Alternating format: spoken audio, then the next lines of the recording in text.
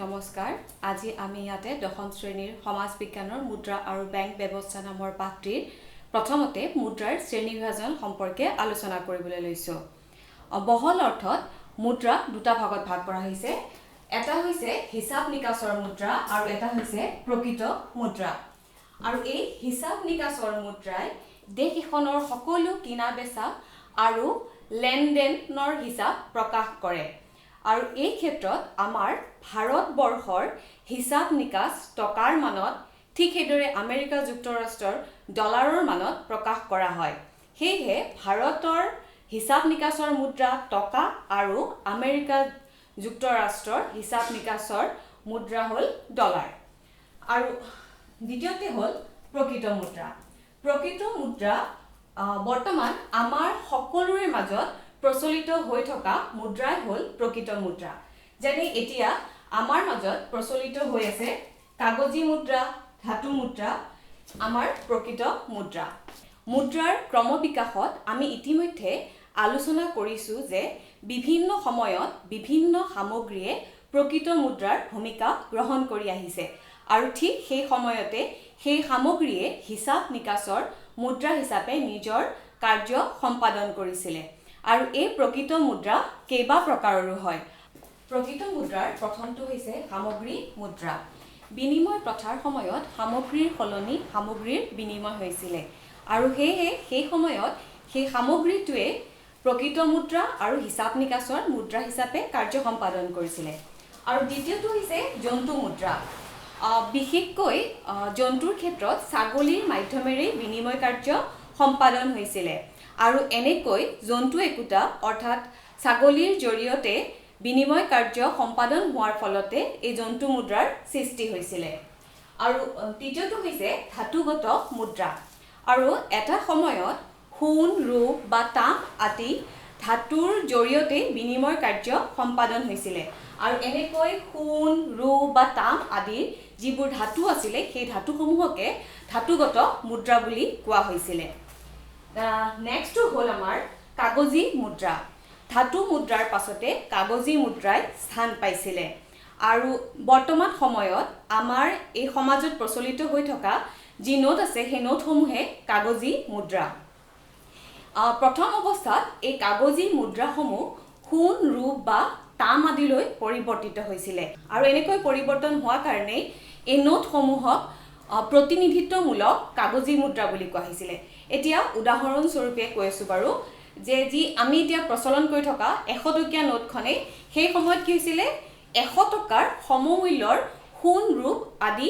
ধাতুলৈ পৰিৱৰ্তিত হৈছিলে কিন্তু বৰ্তমান এতিয়া প্ৰচলিত হৈ থকা যি কাগজী মুদ্ৰা আছে এই কাগজী মুদ্ৰা আমি সোণ ৰূপ আদিলৈ পৰিৱৰ্তন কৰিব নোৱাৰো সেই কাৰণে এই নোটক অপ্ৰতিনিধিত্বমূলক কাগজী মুদ্ৰা বুলি কোৱা হয় আৰু ইয়াৰ পাছতে আছে আমাৰ বিহিত মুদ্ৰা অৰ্থাৎ বিধিসন্মতভাৱে গ্ৰহণ কৰা নোটসমূহকে আমাৰ বিহিত মুদ্ৰা বুলি কোৱা হয় এতিয়া আমি ব্যৱহাৰ কৰি থকা এই নোটসমূহ বা যি কাগজী নোট আছে বা যি ধাতু মুদ্ৰা আছে এইবোৰ হৈছে বিহিত মুদ্ৰা কাৰণ এই নোটসমূহৰ সাধাৰণ গ্ৰহণযোগ্যতা আছে কোনো লোকে এই নোটসমূহক গ্ৰহণ নকৰো বুলি ক'ব নোৱাৰে যদি কয় তেনেহলে তেওঁ আইনমতে দণ্ডনীয় হ'ব আৰু এই বিহিত মুদ্ৰাৰ আকৌ দুটা ভাগ আছে এটা হৈছে সসীম বিহিত মুদ্ৰা আৰু এটা হৈছে অসীম বিহিত মুদ্ৰা আৰু এই সসীম বিহিত মুদ্ৰাৰ সহায়ত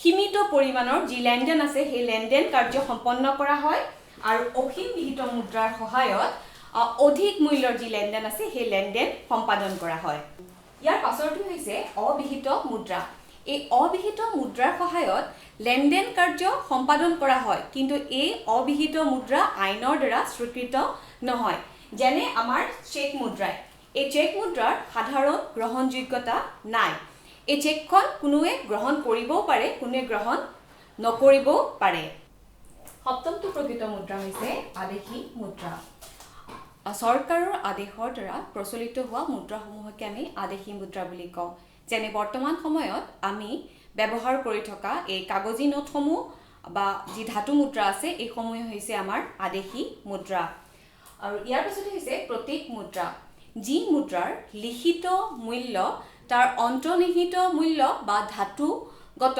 মুদ্ৰাতকৈ বেছি হয় সেই মুদ্ৰাসমূহকে প্ৰতীক মুদ্ৰা বুলি কোৱা হয়।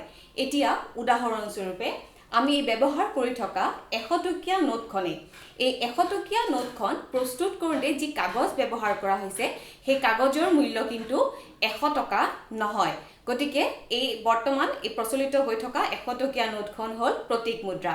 ঠিক সেইদৰে 5 টকাৰ ধাতু মুদ্ৰা এটা প্ৰস্তুত কৰোঁতেও তাত ব্যৱহাৰ হোৱা ধাতুৰ মূল্য 5 টকাতকৈ কম হয়। গতিকে এই কাগজী মুদ্ৰা বা যি ধাতু মুদ্ৰা আছে এইবোৰ হৈছে আমাৰ প্ৰতীক মুদ্ৰা। ইয়াৰ পাছতে হৈছে চেক মুদ্ৰা। এই চেক প্ৰকৃততে মুদ্ৰা নহয়, কাৰণ এই চেকৰ সাধাৰণ গ্ৰহণযোগ্যতা নাই। এতিয়া উদাহৰণস্বৰূপে কৈছোঁ, তুমি ধৰি লোৱা তুমি এখন কিতাপৰ দোকানলৈ গ'লা আৰু কিতাপত তুমি মূল্য দিব লগা হ'ল এতিয়া 500 টকা, আৰু তেতিয়া তুমি চেক এখন প্ৰদান কৰিলে দোকানীগৰাকী চেকখন ল'বও পাৰে নল'বও পাৰে, কাৰণ চেক এখনৰ সাধাৰণ গ্ৰহণযোগ্যতা নাই। চেক এখন অবিহিত মুদ্ৰা হয়। কিন্তু এই চেকক আমি ধনাদেশ বা নিকট মুদ্ৰা বুলি ক'ব পাৰোঁ, কাৰণ এই চেকসমূহ অতি সোনকালে মুদ্ৰালৈও ৰূপান্তৰিত হয়। ইয়াৰ পাছতে আছে মান মুদ্ৰা। আৰু মান মুদ্ৰা হ'ল দেশ এখনৰ মুদ্ৰাৰ একক। যেনে আমাৰ ভাৰতবৰ্ষৰ মান মুদ্ৰা হ'ল টকা, আৰু এই ক্ষেত্ৰত 1 পইচা হ'ল 1 টকাৰ 100 ভাগৰ এভাগ। আৰু ইয়াৰ পাছত হৈছে টকত মুদ্ৰা। এই ক্ষেত্ৰত আমি এটা উদাহৰণৰ সহায়ত শিকো বাৰু, যে ধৰি লৈছোঁ ক এটা প্ৰতিষ্ঠান আছিলে, আৰু এই প্ৰতিষ্ঠানটোৱে এ নামৰ দেশখনত কিছু মূলধন ইনভেষ্ট কৰি থৈছিলে। কিন্তু এই দেশখনত কিছু পৰিস্থিতিত বা কোনো পৰিস্থিতিত দেশখনত কি হ'ল, অৰ্থনৈতিক সংকটে দেখা দিলে, আৰু তেতিয়া কি কৰিলে, এই দেশখনৰ পৰা ক নামৰ যিটো প্ৰতিষ্ঠান আছিল সেই প্ৰতিষ্ঠানটোৱে এই দেশখনৰ মূলধন বি দেশখনত গৈ ইনভেষ্ট কৰিলে। তেতিয়া এই দেশৰ পৰা বহিৰ্গমন হোৱা মূলধনৰ ফলত যি মুদ্ৰাৰ সৃষ্টি হ'ব সেই মুদ্ৰা হৈছে টপত মুদ্ৰা।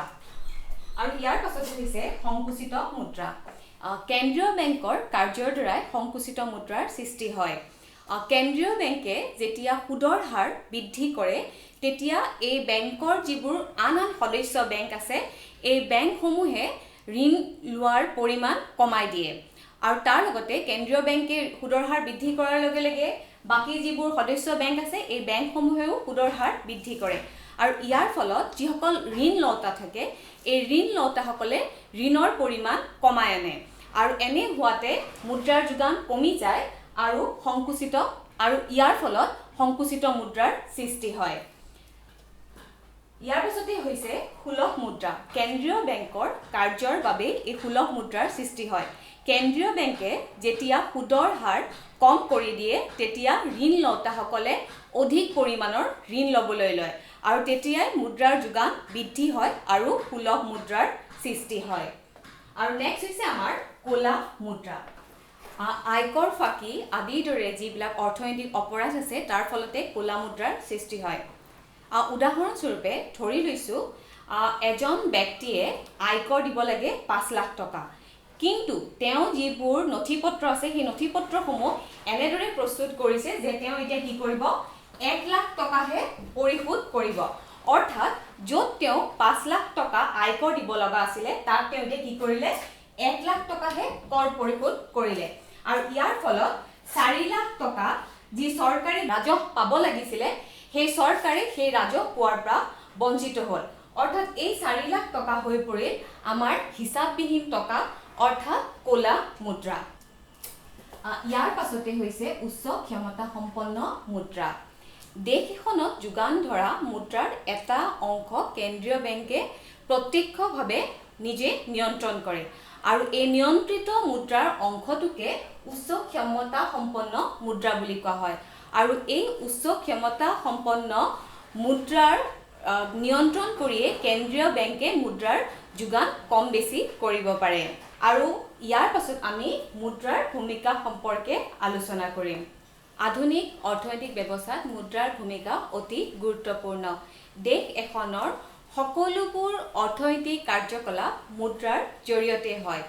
এতিয়া বিনিময় প্ৰথাত থকা অসুবিধাসমূহ মুদ্ৰা ব্যৱস্থাৰ প্ৰচলনৰ ফলতে আঁতৰ হ'ল, কিয়নো মুদ্ৰাই বিনিময় মাধ্যম হিচাপে কাৰ্য সম্পাদন কৰে। দ্বিতীয়তে বজাৰ অৰ্থনীতিৰ মূল ভিত্তি হ'ল দৰ প্ৰণালী। ক্ৰেতা আৰু বিক্ৰেতাসকলৰ মাজত দৰ নিৰ্ধাৰণ হৈয়ে থাকে। আৰু মুদ্ৰা ব্যৱস্থাত মুদ্ৰাৰ মাধ্যমেৰে দৰ নিৰ্ধাৰণ কৰা হয়। আৰু মুদ্ৰাৰ মাধ্যমেৰে নিৰ্ধাৰণ কৰা এই দৰে ক্ৰেতা আৰু বিক্ৰেতাসকলৰ মাজত ভাৰসাম্য স্থাপন কৰে। তৃতীয়তে চৰকাৰী সিদ্ধান্তৰ যোগেদি উৎপাদন কৰা বিভিন্ন সামগ্ৰী বা উপাদানসমূহৰো মূল্য মুদ্ৰাৰ মাধ্যমেৰে প্ৰকাশ কৰা হয়। ঠিক সেইদৰে চৰকাৰী চাকৰিয়ালৰ দৰমহা বা শ্ৰমিকৰ মজুৰিও মুদ্ৰাৰ মাধ্যমেৰে প্ৰদান কৰা হয়। ইয়াৰ উপৰিও উদ্যোগসমূহৰ যি আয় ব্যয় আছে এয়াও মুদ্ৰাৰ মাধ্যমেৰে প্ৰকাশ কৰা হয়, বা ব্যৱসায় অনুষ্ঠানসমূহৰ লাভ লোকচানো মুদ্ৰাৰ মাধ্যমেৰে প্ৰকাশ কৰা হয়। আৰু ইয়াৰ পাছত আমি মুদ্ৰাৰ অসুবিধা সম্পৰ্কে আলোচনা কৰি আছোঁ, কিয়নো মুদ্ৰাৰ যথেষ্ট সুবিধা আছে যদিও তাৰ কিছু অসুবিধাও আছে। আৰু এই অসুবিধাসমূহ হ'ল মুদ্ৰাৰ মূল্যৰ স্থিৰতা নাথাকিলে সমস্যাৰ সৃষ্টি হয়। নিৰবিচ্ছিন্নভাৱে যদি মুদ্ৰাৰ মূল্য হ্ৰাস পায় তেনেহ'লে আমি একেখিনি সামগ্ৰীয়ে অধিক মূল্যত ক্ৰয় কৰিব লাগিব। আৰু ইয়াৰ ফলত বিশেষকৈ যিসকল বেতনভোগী লোক থাকে, অৰ্থাৎ সীমিত পৰিমাণৰ উপাৰ্জন কৰে, তেনে লোকসকলে অৰ্থনৈতিক সংকটৰ সন্মুখীন হ'ব পাৰে। আৰু ঠিক সেইদৰে যদি সামগ্ৰীৰ দাম কমি আহে তেনেহ'লে যিসকল উৎপাদনকাৰী থাকে সেই উৎপাদনকাৰীসকলে লোকচানৰ সন্মুখীন হ'ব, আৰু ইয়াৰ ফলত নিবনুৱা সমস্যাৰো সৃষ্টি হ'ব পাৰে। আৰু দ্বিতীয়টো হৈছে মুদ্ৰাই সামাজিক বৈষম্যৰ সৃষ্টি কৰে। এতিয়া মুদ্ৰা উপাৰ্জনৰ পৰিমাণ সকলোৰে একে নহয়, আৰু ইয়াৰ ফলতে ধনী আৰু দুখীয়া শ্ৰেণীৰ সৃষ্টি হয়, আৰু এনেদৰে মুদ্ৰাই সামাজিক বৈষম্যৰ সৃষ্টি কৰে। তৃতীয়টো হৈছে মুদ্ৰাই সামাজিক মূল্যবোধৰ অৱক্ষয় কৰে। অধিক অৰ্জন কৰিবলৈ যোৱাৰ ফলত কিছুমানে কি কৰে, অৰ্থনৈতিকভাৱে যিবোৰ অপৰাধমূলক কাম আছে সেইবোৰ কৰিবলৈ যায়, বা যিবোৰ দুৰ্নীতিপৰায়ণ কিছু কাৰ্যৰ লগত লিপ্ত হয়। আৰু ইয়াৰ ফলতে যি সামাজিক মূল্যবোধ আছে সেই সামাজিক মূল্যবোধৰ অৱক্ষয় হয়, বা সামাজিক মূল্যবোধৰ পতন হ'বলৈ ধৰে। আৰু চতুৰ্থটো হৈছে মুদ্ৰাই ক'লা মুদ্ৰাৰ সৃষ্টি কৰে।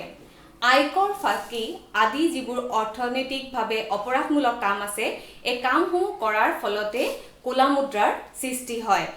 আৰু ইয়াৰ ফলত চৰকাৰে যি ৰাজহ পাব লাগিছিলে সেই ৰাজহ পোৱাৰ পৰা চৰকাৰ বঞ্চিত হয়। আৰু ইয়াৰ পাছত আমি বেংক কি আৰু বেংকসমূহৰ বিষয়ে আলোচনা কৰিম। আৰু এনেদৰে মোৰ পাঠদান সম্পৰ্কীয় ভিডিঅ'সমূহ আগলৈ পাই থাকিবলৈ মোৰ চেনেলটো লাইক কৰক, শ্বেয়াৰ কৰক আৰু ছাবস্ক্ৰাইব কৰক।